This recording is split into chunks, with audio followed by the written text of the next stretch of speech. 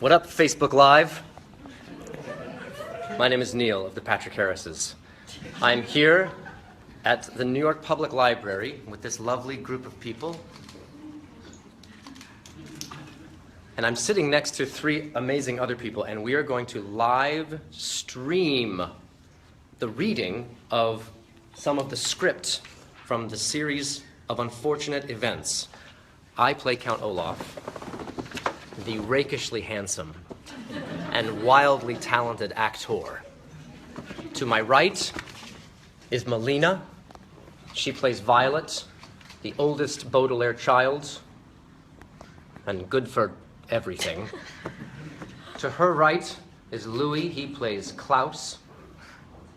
He's always reading things, remembering things, very smart. They're both incredibly cute and charming, and I hate them. We love you too. To my left, Daniel Handler. Hello. Never heard of him. I don't know what I'm doing here. Has written the entire book series of Unfortunate Events, all 13 of them. I'm exhausted. And he's using the pen name Lemony Snicket, spoiler alert. You've spoiled it. And so we will now read a bit of a scene.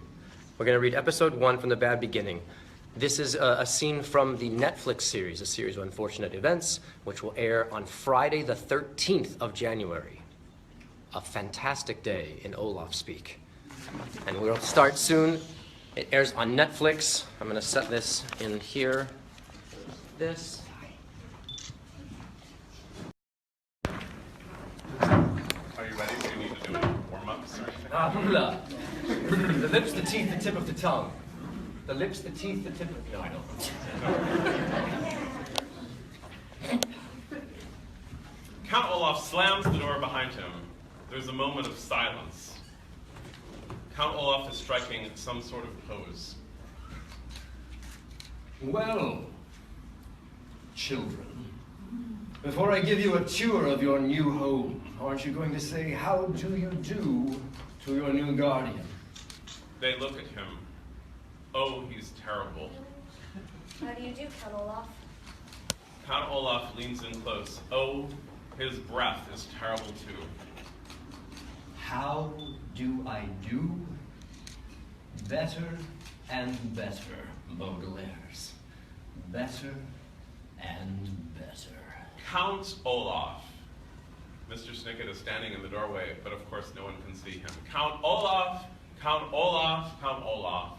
A villain so terrible that I cannot bear to say his name out loud more than 3 times in a row. The dreadful villainy of this vile fiend has haunted me since I first met him as a young man.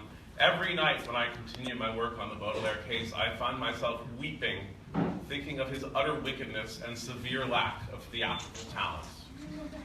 Count Olaf unrolls a long scroll of parchment from his pocket. Do you know what this is? It looks like a list. Wrong! It's a list.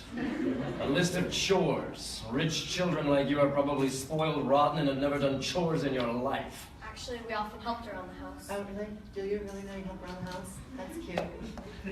Well, this is your lucky life. Come with me and I'll show you the delightful features of your new home. The tour begins. At each stop, Count Olaf is hoping the children will become terrified and upset. Their deadpan stoicism keeps disappointing him. Count Olaf leads them into the kitchen, which is a mess. This is the kitchen, where you may help yourselves to meals. I expect you to keep everything gleamingly clean. Gleamingly? Clean. The stove is like a servant. You have to hit it a little bit to get it to work. Count Olaf leads them to the library. Big bookshelves, nice bookends, no books. The Strickens, the Baudelaires. This is the library, which you will keep well dusted. This is where I do all my reading. He takes them to the dining room where there's a long wooden table, last wiped around the time of the Last Supper. This is the dining room, where I will host dinner parties while telling everyone you are the help. Looks like the wedding party will not get the security deposit back. This is the ballroom. I don't use the ballroom at all. You'll have to redo the floors. He takes them to the spare room. Spare room needs painting. He leads the Baudelaires into a disheveled laundry room. Laundry room. You can hang my socks on that rack after you repair it. He leads the Baudelaires out into a scraggly yard. This is the backyard, which needs weeding, mowing, and pruning. It is also where you will chop firewood. Count Olaf crowds the children into a cramped and dirty bathroom. Bathroom number 7. The only one you are allowed to use. It has all the usual amenities, although the management regrets to inform you that the shampoo is not tear-free. If anything, it encourages tears. A rat runs by. You'll have to share it with him. Count Olaf swings open the door to a small, filthy bedroom with little more than one tiny bed, one window with very ugly curtains, and a pile of rocks. This is where you will sleep, orphans. Out of all of the numerous bedrooms in this enormous mansion, I chose this one for your safety and comfort. There's only one bed. As you can see, I've also provided at no cost to you this complimentary pile of rocks. Baudelaires look at the pile of rocks and then at Count Olaf. He seems a little dismayed that they're only a little dismayed. Thoughts? Thoughts? First of First all, of all, first impressions are often wrong. Very true. For example, your first impression of me may be that I am a terrible person, but in time, Baudelaires, I hope you'll realize. He leans in close to the Baudelaires, staring at them with his shiny, shiny eyes. You haven't the faintest idea. At this, the Baudelaires finally give him the fearful reaction he wanted. He smiles triumphantly. I'll give you a moment to unpack. He leaves with a flourish, slamming the door. The Baudelaires, of course, have nothing to unpack. Sonny whimpers. It's okay, Sonny. He's gone. he's horrible. Did you see the tattoo on his ankle? Tattoo is just a decorative pigment on skin. It's not a sign of a wicked person. Unless it's on a wicked person. And suddenly their stoicism drops for the first time since that day at the beach. They're alone and scared. How could our parents put us here? It's a mistake. It'll get sorted out. Until then, we'll make this our home. Mother used to say home is where you hang your hat. But we don't have any hats, just rocks. Have you read any books about people who make homes in difficult places? Klaus considers. There was a village in the Pacific Islands suspended on ropes above an active volcano. How do they manage? They own very little in case it erupts. Then we're already one step ahead. We own nothing. They share a smile and attempt to be brave. They can survive that. We can survive Count Olaf.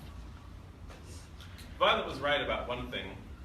First impressions are often entirely wrong. The first time you try gorgonzola cheese, you may find it too strong and not to your liking. But when you are older and your palate more sophisticated, you may want to eat nothing but gorgonzola cheese. Your initial opinion about anything can change over time. There's a knock on the bedroom door. The Baudelaires go to open it. But as the day went on, I'm sorry to say that the Baudelaires' first impressions of Count Olaf, that he was a horrible person and his house a depressing pigsty. In the doorway, Count Olaf grins cruelly as he tosses them mops and pails. Showtime. We're absolutely correct. That's the end.